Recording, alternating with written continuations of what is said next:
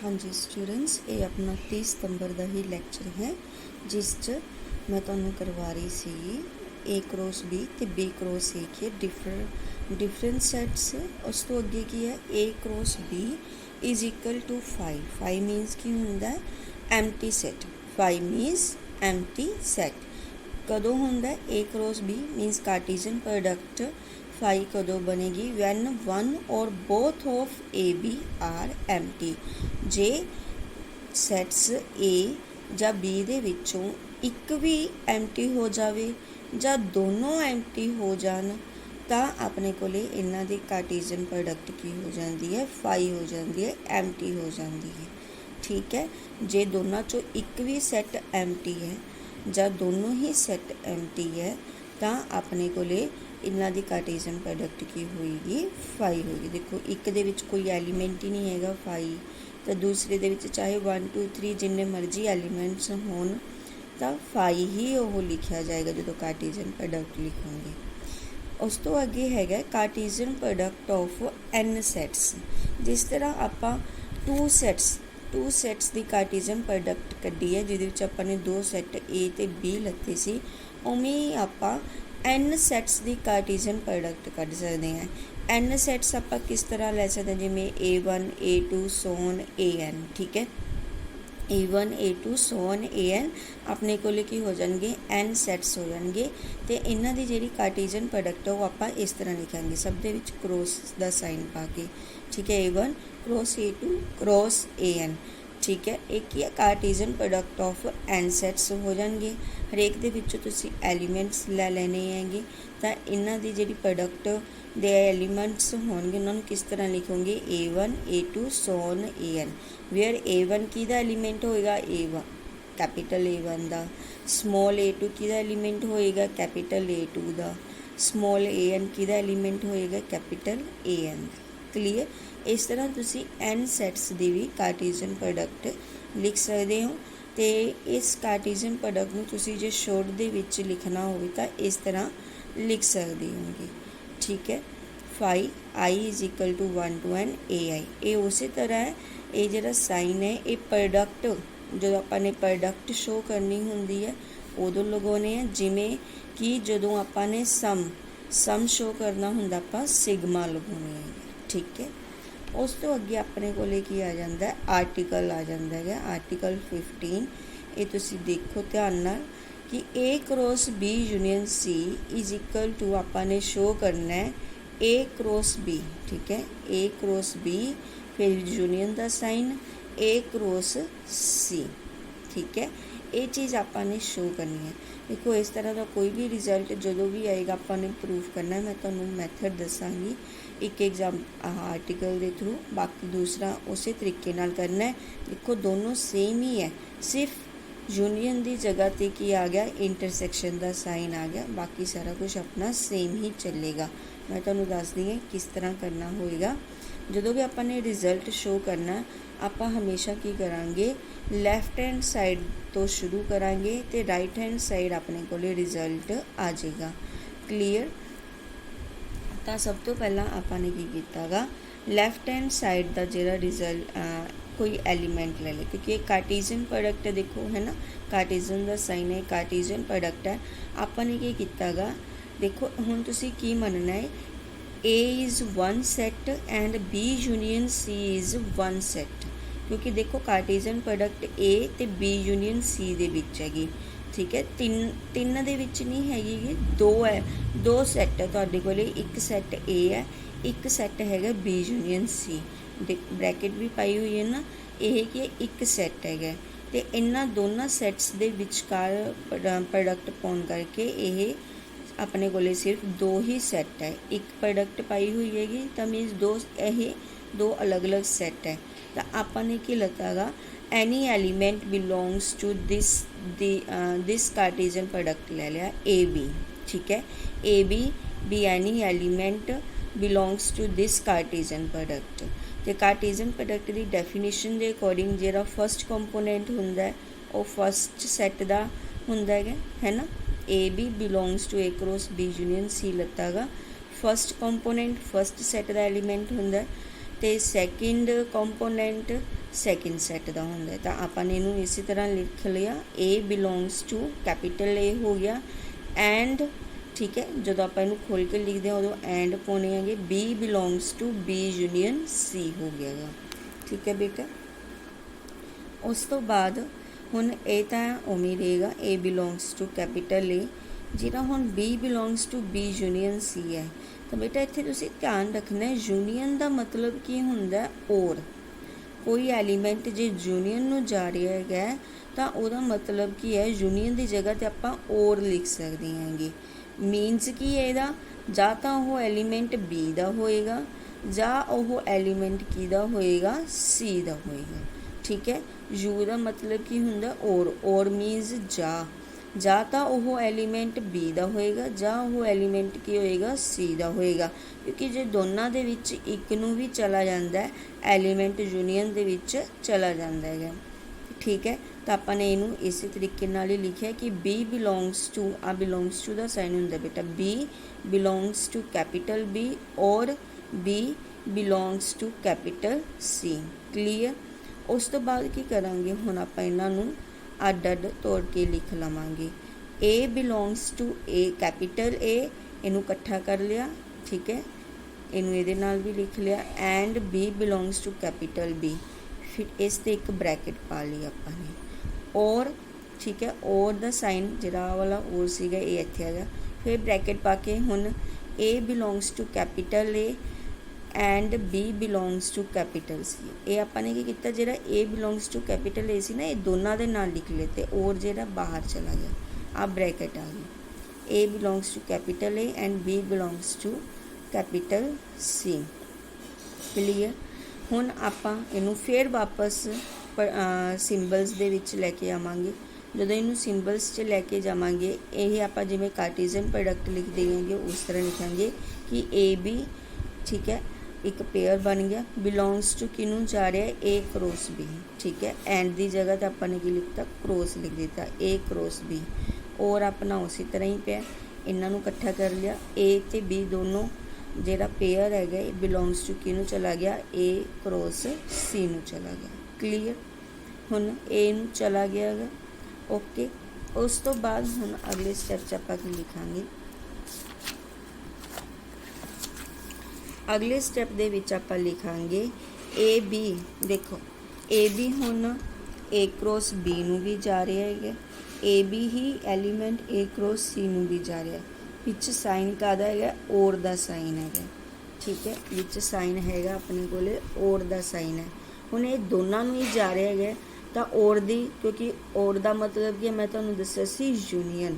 ਤਾਂ means AB ਜਿਹੜਾ element ਹੈ ਇਹ ਕਿਹਨੂੰ ਬਿਲੋਂਗਸ ਟੂ ਕਰੇਗਾ, A cross B union A cross C।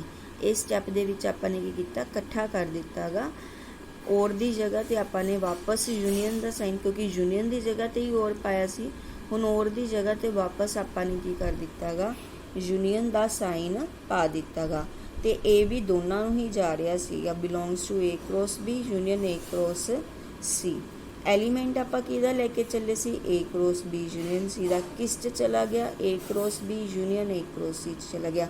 ਤਾਂ ਇਟ ਮੀਨਸ ਕੀ ਹੋ ਗਿਆ, ਆਪਣੇ ਕੋਲੇ A cross B union C is the subset of. ਠੀਕ ਹੈ। ਜੇ ਇੱਕ ਸੈੱਟ ਦਾ ਐਲੀਮੈਂਟ ਦੂਜੇ ਸੈੱਟ ਦੇ ਵਿੱਚ ਚਲਾ ਜਾਂਦਾ ਹੈਗਾ ਤਾਂ ਉਹਨੂੰ ਆਪਾਂ ਕੀ ਕਹਿ ਦਿੰਦੇ ਹਾਂ, ਪਹਿਲਾ ਸੈੱਟ ਉਹਦਾ ਕੀ ਹੈ, ਦੂਸਰੇ ਦਾ ਸਬਸੈਟ ਹੈ। A cross B union A cross C ਦਾ ਇਹ ਕੀ ਬਣ ਗਿਆ, ਸਬਸੈਟ ਬਣ ਗਿਆ। ਕਲੀਅਰ। ਇਸੇ ਤਰ੍ਹਾਂ ਆਪਣਾ ਹੁਣ ਦੂਸਰਾ ਪਾਰਟ ਆਪਾਂ ਨੇ ਦੇਖੋ, ਸਬਸੈਟ ਨੇ ਇਕੁਅਲ ਟੂ ਸ਼ੋ ਕਰਨਾ ਹੈ ਇਹਨਾਂ ਦੋਨਾਂ ਨੂੰ। ਪਹਿਲਾਂ ਆਪਾਂ ਨੇ ਲੈਫਟ ਹੈਂਡ ਸਾਈਡ ਦਾ ਐਲੀਮੈਂਟ ਲੱਤਾ, ਰਾਈਟ ਹੈਂਡ ਸਾਈਡ 'ਚ ਚਲਾ ਗਿਆ। ਹੁਣ ਆਪਾਂ ਕੀ ਕਰਾਂਗੇ, ਰਾਈਟ ਹੈਂਡ ਸਾਈਡ ਦਾ ਐਲੀਮੈਂਟ ਲਵਾਂਗੇ ਅਤੇ ਉਹਨੂੰ ਲੈਫਟ ਹੈਂਡ ਸਾਈਡ 'ਚ ਭੇਜ ਦਾਂਗੇ। ਉਹਦੇ ਵਾਸਤੇ ਹੁਣ ਆਪਾਂ ਨੇ ਕੀ ਲਿੱਤਾ, ਰਾਈਟ ਹੈਂਡ ਸਾਈਡ ਦਾ ਐਲੀਮੈਂਟ XY ਕੰਸੀਡਰ ਕੀਤਾ, XY B any element of A cross B union A cross C। ਠੀਕ ਹੈ। ਇਹਨੂੰ ਜਾਂਦਾ ਗਿਆ। ਹੁਣ ਜੇ XY ਇਹਦਾ ਐਲੀਮੈਂਟ ਹੈ, ਵਿੱਚ ਆਹ ਦੇਖੋ ਯੂਨੀਅਨ ਦਾ ਸਾਈਨ ਪਾਇਆ ਹੋਇਆ ਹੈਗਾ, ਹੈ ਨਾ। ਹੁਣ ਤੁਸੀਂ ਦੇਖੋ ਦੋਨਾਂ, ਆਹ ਇੱਕ ਹੋ ਗਿਆ, ਆਹ ਇਹਨੂੰ ਇੱਕ ਕੰਸੀਡਰ ਕਰ ਲਓ, ਵਿੱਚ ਯੂਨੀਅਨ ਦਾ ਸਾਈਨ ਪਾਇਆ। ਯੂਨੀਅਨ ਦਾ ਮਤਲਬ ਕੀ ਹੁੰਦਾ ਹੈਗਾ, ਔਰ, ਇਹ ਮੈਂ ਤੁਹਾਨੂੰ ਦੱਸਿਆ ਸੀ। ਤਾਂ ਮੀਨਸ ਕੀ ਹੋ ਗਿਆ, XY ਜਾਂ ਤਾਂ A ਕ੍ਰੋਸ B ਦਾ ਐਲੀਮੈਂਟ ਹੈ ਜਾਂ X Y A cross C ਦਾ ਐਲੀਮੈਂਟ ਹੈ। ਕਲੀਅਰ। ਐਕਸ ਵਾਈ ਜਾਂ ਤਾਂ ਏ ਕਰੋਸ ਬੀ ਦਾ ਐਲੀਮੈਂਟ ਹੈ ਜਾਂ ਫਿਰ ਔਰ X Y belongs to A cross C ਦਾ ਐਲੀਮੈਂਟ ਹੈ। ਉਸ ਤੋਂ ਬਾਅਦ ਹੁਣ ਇਹ ਕਾਰਟੀਜ਼ਨ ਪ੍ਰੋਡਕਟ ਲਿਖੀ ਹੋਈ ਹੈ X Y belongs to A cross B. ਇਹਨੂੰ ਆਪਾਂ ਲਿਖ ਸਕਦੇ ਹਾਂ ਕਿ ਫਸਟ ਕੰਪੋਨੈਂਟ ਫਸਟ ਸੈਟ ਨੂੰ ਜਾ ਰਿਹਾ X belongs to A, and second component second set ਨੂੰ ਜਾ ਰਿਹਾ Y belongs to capital B. ਔਰ ਉਸੇ ਤਰ੍ਹਾਂ ਹੀ ਹੈ, ਬ੍ਰੈਕਟਸ ਆਪਾਂ ਨੇ ਇਸੇ ਤਰ੍ਹਾਂ ਹੀ ਪਾਉਣੀ ਹੈ। ਉਸ ਤੋਂ ਬਾਅਦ ਇਹਨੂੰ ਖੋਲ ਲਿਆ, ਫਸਟ ਕੰਪੋਨੈਂਟ ਫਸਟ ਸੈਟ ਨੂੰ ਚਲਾ ਗਿਆ, ਸੈਕਿੰਡ ਕੰਪੋਨੈਂਟ ਸੈਕਿੰਡ ਸੈਟ ਨੂੰ ਚਲਾ ਗਿਆ, ਵਿਚਕਾਰ ਐਂਡ ਪਾਉਣਾ ਹੈ। ਠੀਕ ਹੈ, ਇਸ ਚੀਜ਼ ਦਾ ਧਿਆਨ ਰੱਖਣਾ ਹੈ। ਹੁਣ ਆਪਾਂ ਨੂੰ ਇੱਥੋਂ ਕੀ ਪਤਾ ਚੱਲ ਰਿਹਾ, ਆ ਕਾਮਨ ਚੀਜ਼ ਹੈ, ਐਕਸ ਏ ਨੂੰ ਵੀ ਜਾ ਰਿਹਾ, ਐਕਸ ਇੱਥੇ ਵੀ ਏ ਨੂੰ ਜਾ ਰਿਹਾ ਹੈਗਾ। ਆਪਾਂ ਨੇ ਇਸ ਕਾਮਨ ਚੀਜ਼ ਨੂੰ ਬਾਹਰ ਕੱਢ ਲਿਆ ਹੈਗਾ, ਐਕਸ ਬਿਲੋਂਗਸ ਟੂ ਏ ਬਾਹਰ ਨਿਕਲ ਗਿਆ। ਇਹਦੇ ਨਾਲ ਦੇਖੋ ਐਂਡ ਇਹ ਵੀ ਕਾਮਨ ਹੈ, ਇਹਨੂੰ ਵੀ ਆਪਾਂ ਨੇ ਬਾਹਰ ਕੱਢ ਲਿੱਤਾ। ਅੰਦਰ ਕੀ ਰਹਿ ਗਿਆ ਆਪਣੇ ਕੋਲੇ, y ਬਿਲੋਂਗਸ ਟੂ ਬੀ ਔਰ ਵਾਲਾ ਸਾਈਨ ਪਾ ਦਿੱਤਾ, y ਬਿਲੋਂਗਸ ਟੂ ਸੀ। ਠੀਕ ਹੈ, ਹੁਣ y ਜਾਂ ਤਾਂ ਬੀ ਨੂੰ ਜਾਏਗਾ ਕਿਉਂਕਿ ਔਰ ਪਾਇਆ ਹੋਇਆ, ਜਾਂ ਸੀ ਨੂੰ ਜਾਏਗਾ। ਜਦੋਂ ਔਰ ਆ ਜਾਂਦਾ ਹੈ, ਔਰ ਦੀ ਜਗ੍ਹਾ 'ਤੇ ਆਪਾਂ ਕੀ ਲਿਖ ਸਕਦੇ ਹਾਂ, ਯੂਨੀਅਨ ਲਿਖ ਸਕਦੇ ਹੈਗੇ, ਕਿਉਂਕਿ ਯੂਨੀਅਨ ਦੀ ਜਗ੍ਹਾ 'ਤੇ ਵੀ ਔਰ ਲਿਖਿਆ ਸੀ, ਔਰ ਦੀ ਜਗ੍ਹਾ 'ਤੇ ਆਪਾਂ ਕੀ ਲਿਖ ਦਾਂਗੇ, ਯੂਨੀਅਨ ਲਿਖ ਦਾਂਗੇ। Means y belongs to B union C ਨੂੰ ਚਲਾ ਜਾਏਗਾ। ठीक है, बिलोंग्स टू चला गया, बी यूनियन सी में चला गया, X belongs to A, Y belongs to B union C में चला गया। तो इट मीनस की हो गया एक्स वाई, इनू फिर इकट्ठा कर देंगे, कार्टीजन प्रोडक्ट च लिख देवांगे X Y belongs to A cross B union C. Clear.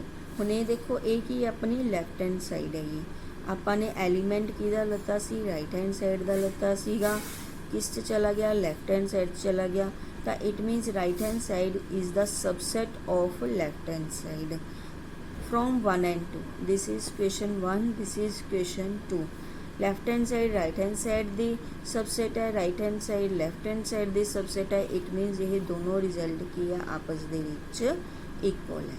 ठीक है, यही चीज़ आपने शो करनी सी। देखो बेटा जिहड़े आह स्टैप्स है ना, जिहड़े आपने पहला स्टैप्स किए बिल्कुल वो बैकवर्ड जा रहे है, ओपोजिट। ठीक है, रिवर्स दे विच जा रहे है। इनू उस तरह आपने प्रूव करना है, इनू तुसीं ध्यान नाल पढ़ना है। पढ़न दे विच कई बारी ये ईजी लगता है, लिख के देखना है बेटा। इस चीज़ की ना जिहड़े आर्टिकल्स होंदे इन्हां दी लिख के प्रैक्टिस करिया करो, क्योंकि पढ़न दे विच जदों समझाउने आ तां तुहानूं ईजी लगदे है, पर जदों लिखदे हो उदों लिखण दे विच तुहानूं कन्फ्यूजन हो जाती है। तो इस करके जिन्ने ये ईजी इन्हों लिख के जरूर देखा करो आर्टिकल्स में। उस तो बाद जो सैकेंड है, सैकेंड पार्ट मैं तुहानूं कहा सीगा सेम ही है, सिर्फ यूनियन की जगह पर की आ गया, इंटरसैक्शन आ गया। प्रोसैस अपना जिहड़ा है वो सेम ही रहेगा। आपने उमें लैफ्ट हैंड साइड तो राइट हैंड साइड में इक्वल शो करने वास्ते लैफ्ट हैंड साइड का एक एलीमेंट लै लता। ठीक है, लैफ्ट हैंड साइड का एक एलीमेंट जो आपने लता गा, ठीक है, बिलोंग्स टू हो गया गा, इनू चला गया ए फस्ट सैट में चला गया, सैकेंड कंपोनेंट सैकेंड सैट में चला गया। बस इत्थे एक ध्यान रखना है, क्योंकि यूनियन की जगह पर इंटरसैक्शन आ गया। इंटरसैक्शन का मतलब हुंदा एंड, जिमें यूनियन की जगह पर आपां और पाया सी, इंटरसैक्शन की जगह पर आपां की पाउणा है, एंड पाउणा है। क्यों? क्योंकि जो इंटरसैक्शन होंदी है अपने कोले, उहदा मतलब की हुंदा है कि जे B belongs to B intersection C है, तो इट मीनस की हो गया B small B capital B का भी एलीमेंट है, तो स्मॉल बी कैपिटल सी का भी एलीमेंट है। ठीक है, क्योंकि इंटरसैक्शन देखो तुहानूं शुरू च भी कराया सीगा, आपां इंटरसैक्शन दे विच किहड़े एलीमेंट्स लैने आ, कॉमन एलीमेंट्स लैने हैगे, जिहड़े सैट बी नूं भी जांदे है, सैट सी नूं भी जा रहे। कॉमन एलीमेंट्स नूं आपां इंटरसैक्शन नाल शो करदे हैं, मीनस ये दोनों दे एलीमेंट है।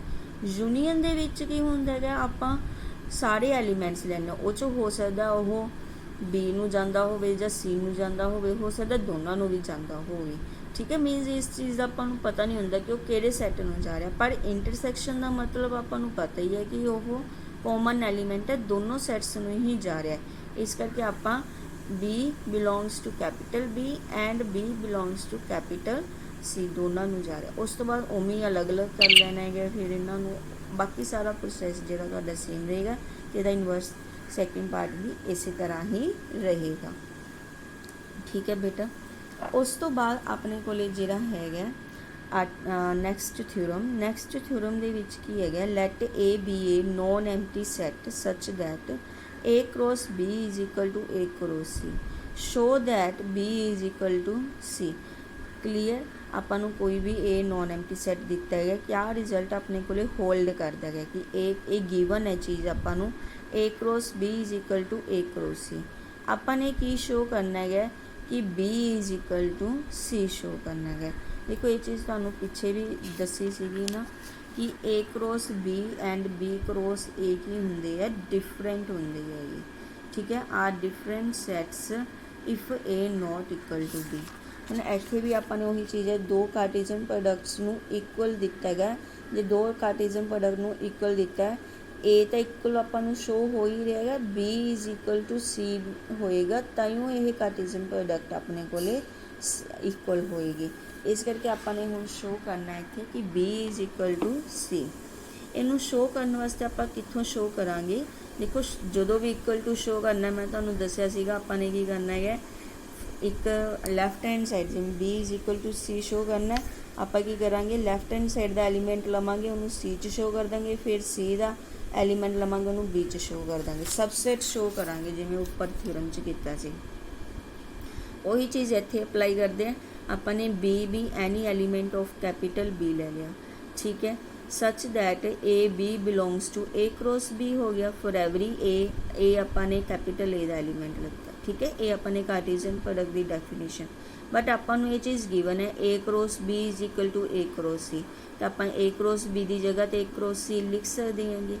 ठीक है, हुण फस्ट कंपोनेंट आपां नूं पता है ए सैट का है, तो second component obviously second set का होएगा, तो मीनस की हो गया B belongs to capital C हो गया।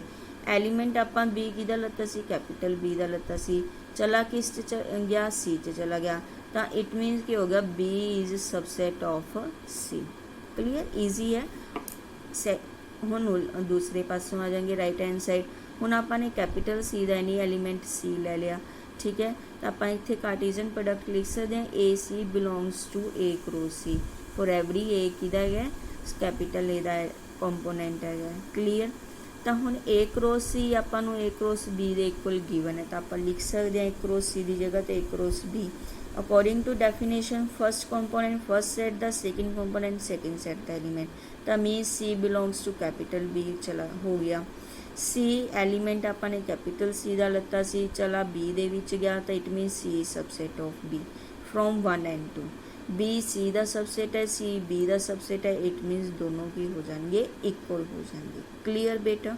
ठीक है, इत्थों तक आपां करते हैं। नैक्सट थ्योरम नैक्सट लैक्चर च करांगे। कोई भी डाउट हो तो बेटा तुसीं क्लीयर कर सकते हो। Thank you.